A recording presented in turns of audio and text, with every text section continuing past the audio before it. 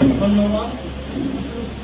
এখানে উপস্থিত আছেন নানুর বিধানসভার সম্মানীয় বিধায়ক, যাকে ভোটাধিকার প্রয়োগের মাধ্যমে আপনারা বিধানসভায় পাঠিয়েছেন আপনাদের এরিয়ার উন্নয়নের স্বার্থে। এখানে আছেন নানুর ব্লক সমষ্টি উন্নয়ন আধিকারিক সাহেব। সব সময়ের জন্য নানুর ব্লকে প্রত্যেকটি মানুষের সুখ দুঃখ আপদ বিপদে যদি মানুষের পাশে থাকুন মানুষ হয়ে কাজ করে চলেছেন। এখানে আছেন এই গ্রাম পঞ্চায়েতের প্রধান থেকে শুরু করে আমার জেলা পরিষদের মেম্বার থেকে শুরু করে এখানকার বিশেষ সমাজসেবীর আগে থেকে শুরু করে এই গ্রাম পঞ্চায়েতের সমস্ত আধিকারিকরা এখানে উপস্থিত। সর্বোপরি আপনারা আজকে আপনাদের জানা আছে আমাদের মাননীয় মুখ্যমন্ত্রী মাননীয় মমতা বন্দ্যোপাধ্যায় তিনি 94তম যে প্রকল্প উদ্বোধন করেছেন, জনমুখী প্রকল্প, তার নাম হচ্ছে পাড়াই সমাধান। এর আগে আমরা দেখেছি দুয়ারে সরকারে আমরা কতটা উপকৃত হয়েছি। বিগত দিনে একটা রেকর্ড সংশোধন করতে গেলে, একটা বিধবা ভাতার কাগজ সামান্য যদি মিস্টেক থেকে থাকে সেটাকে ঠিক করতে গেলে পঞ্চায়েত বা ব্লক অফিসে গিয়ে পায়ে চুটি ক্ষয় হয়ে যেত, অথচ কাজের কাজ হতো না। কিন্তু মাননীয় মুখ্যমন্ত্রী মাননীয় মমতা বন্দ্যোপাধ্যায় দুয়ারে সরকার চালু করার পরে সারা বাংলার মানুষ, আপামর জনসাধারণ, জাতি ধর্ম মতামত নির্বিশেষে সকল সম্পদের মানুষ উপকৃত হয়েছে, ভীষণভাবে উপকৃত হয়েছে ওই দুয়ারে সরকার পরিষেবায়। এবার মাননীয় মুখ্যমন্ত্রী মাননীয় মমতা বন্দ্যোপাধ্যায়ের চিন্তা ভাবনা যে আমাকে গ্রাস রুটে পৌঁছাতে হবে, মানুষের কাছে পৌঁছাতে হবে, বাড়িতে বাড়িতে পৌঁছাতে হবে, পাড়ায় পাড়ায় পৌঁছে সমাধান করতে হবে। তাই তিনি 3টে বুথকে নিয়ে একটা পাড়া তৈরি করেছেন বা একটা কমিটি তৈরি করেছেন।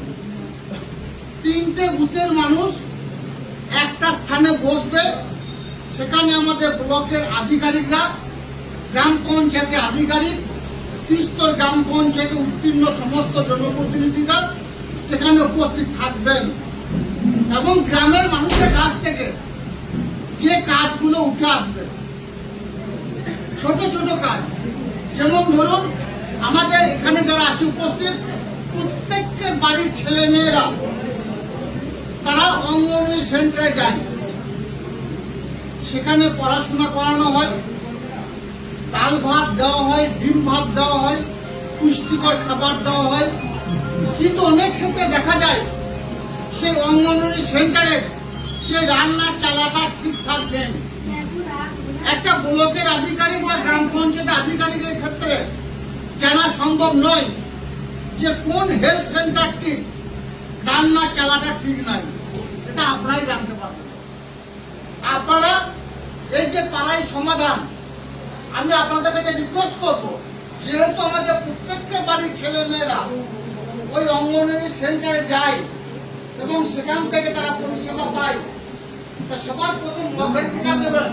যদি কোনো অঙ্গনওয়াড়ি সেন্টারে ছাদটা খারাপ থাকে, জল পড়ছে বা অঙ্গনওয়াড়ি সেন্টারে রান্নার চালা নেই, সে বিষয়গুলো বলবেন।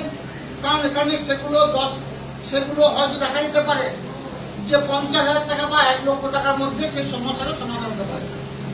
আবার দেখা যাচ্ছে কোন একটা গ্রামে টিউবওয়েল দীর্ঘদিন ধরে খারাপ হয়ে আছে, আপনারা সেটা বলবেন।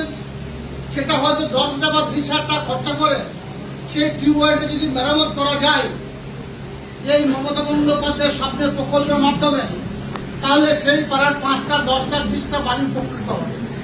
আবার দেখা যাচ্ছে কোনো পাড়াতে একটা ছোট্ট রাস্তা যদি তৈরি করে দেওয়া যায়, যে রাস্তাটা 50 বা 1 লক্ষ টাকা দিলে সেই রাস্তাটা হয়ে যাবে, সেই বিষয়গুলো আপনারা বলবেন। আবার দেখা যাবে কোন একটা ড্রেন, যে ড্রেনটা যদি তৈরি করে দেওয়া যায় তাহলে হয়তো এই যে বর্ষাকালে ডেঙ্গু ম্যালেরিয়া রোগ থেকে আমরা নিষ্পত্তি পেতে পারি। কারণ এখন জল জমলে সেই জমা জল থেকে ডেঙ্গু ম্যালেরিয়ার উৎপত্তি হচ্ছে।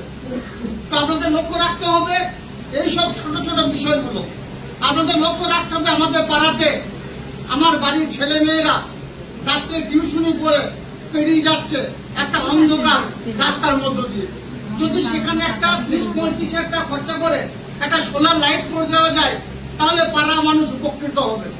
আপনাদের বলবো, এই ধরনের ছোট ছোট বিষয় যেগুলো আছে সেই বিষয়গুলোকে লিপিবদ্ধ করবেন। তাই বলে কি বড় বিষয় লিপিবদ্ধ করবেন না, এটা কিন্তু নয়। বড় বিষয় আপনারা এখানে লিপিবদ্ধ করতে পারেন। দেখা যাবে 10 লক্ষ টাকার উপরে কাজ, সেটা জেলা পরিষদ চলে যাবে। দেখা যাবে সেটা 10 কোটি টাকা 15 কোটি টাকার কাজ, সেটা RIDF বা স্টেট ফান্ডে চলে যাবে। যেটা ছোট কাজ, সেই কাজগুলো নিয়ে বেশি আলোচনা করলে আমাদের রাজ্যের মাননীয় মুখ্যমন্ত্রী মাননীয় মমতা বন্দ্যোপাধ্যায় যে স্বপ্নের প্রকল্প পাড়ায় পাড়ায় সমাধান, সেই 10 লক্ষ টাকা মধ্য দিয়ে সেই কাজটা কিন্তু করা হবে। সারা ভারতবর্ষের বুকে যে অঙ্গরাজ্যগুলি আছে, একটাও অঙ্গরাজ্যে এই ধরনের পরিষেবা আছে বলে আমাদের মনে হয় না, বা নেই বলতে পারেন। আপনারা দেখেছেন কেন্দ্রীয় সরকার বাংলাকে বঞ্চনা করেছে, অবজ্ঞা করেছে, অবহেলা করেছে, বাংলাকে পিছিয়ে দিতে চাইছে।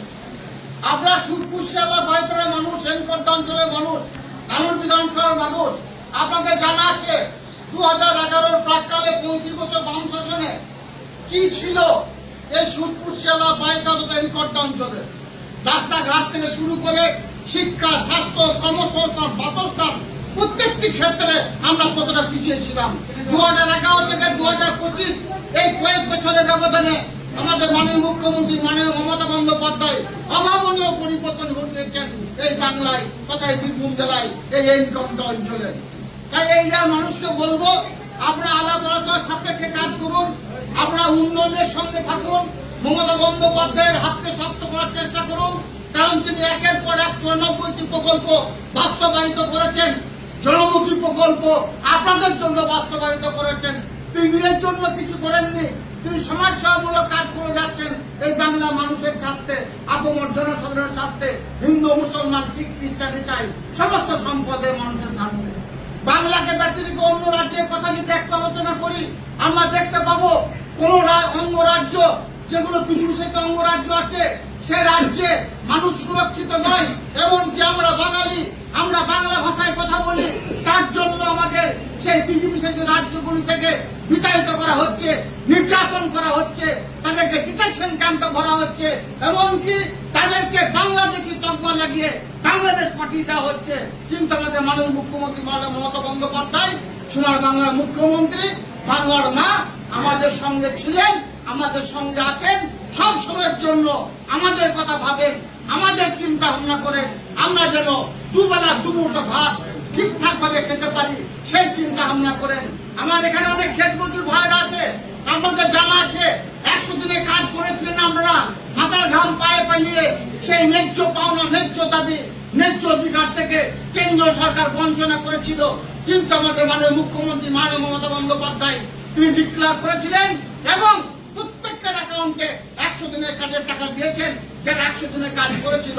আপনাদের জানা আছে যুক্তরাষ্ট্র পরিকাঠামো অনুযায়ী 60-40 রেশিও অনুযায়ী আবাস যোজনার টাকা, অর্থাৎ যাদের মাটির বাড়ি তাদের পাকা বাড়ি করার পরিকল্পনা, যাদের ছাদ নেই সেই মানুষগুলোর ছাদ করে দেওয়ার যে প্রকল্প কেন্দ্র সরকার দেওয়ার কথা ছিল, 4 বছর হয়ে গেল কেন্দ্র সরকার দেয়নি। আমাদের মাননীয় মুখ্যমন্ত্রী মাননীয় মমতা বন্দ্যোপাধ্যায় বীরভূম জেলার বুকে প্রায় 50 লক্ষ বাড়ি দিয়েছেন। আগামী দিনে আরো 80 লক্ষ বাড়ি দেবেন। বীরভূম জেলার যাদের মাটির বাড়ি আছে তাদের মাটির বাড়ি থাকবে না, পাকা বাড়ি হবে। যাদের ছাদ নেই তাদের ছাদ হবে, তাদের ছাদের নিচে তারা বসবাস করবে শান্তির সঙ্গে, তাদের পরিবারগুলোকে নিয়ে। তাই আপনাদের সকলের কাছে আবেদন রাখবো, মমতা বন্দ্যোপাধ্যায় দীর্ঘায়ু কামনা করবেন।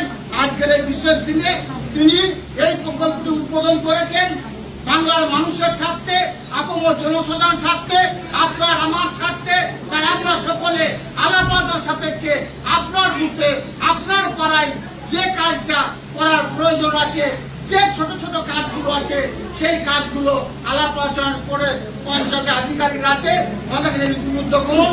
আমাদের ব্লক সমষ্টি উন্নয়ন আধিকারিক সাহেব আছে, গ্রাম পঞ্চায়েতের প্রধান আছে, জেলা পরিষদের মেম্বার আছে, আমাদের বিধায়ক সাহেব আছেন। আমরা সকলে মিলিতভাবে সেই কাজগুলো, যে কাজগুলো আপনারা বলবেন সেই কাজগুলো দ্রুত সমস্যার সমাধান করার চেষ্টা করব। এই বলে আর একবার আমাদের মাননীয় মুখ্যমন্ত্রী নিয়ে আমার বক্তব্যের একে দিতে ভালো থাকবেন, সাবধানে থাকবেন। ধন্যবাদ।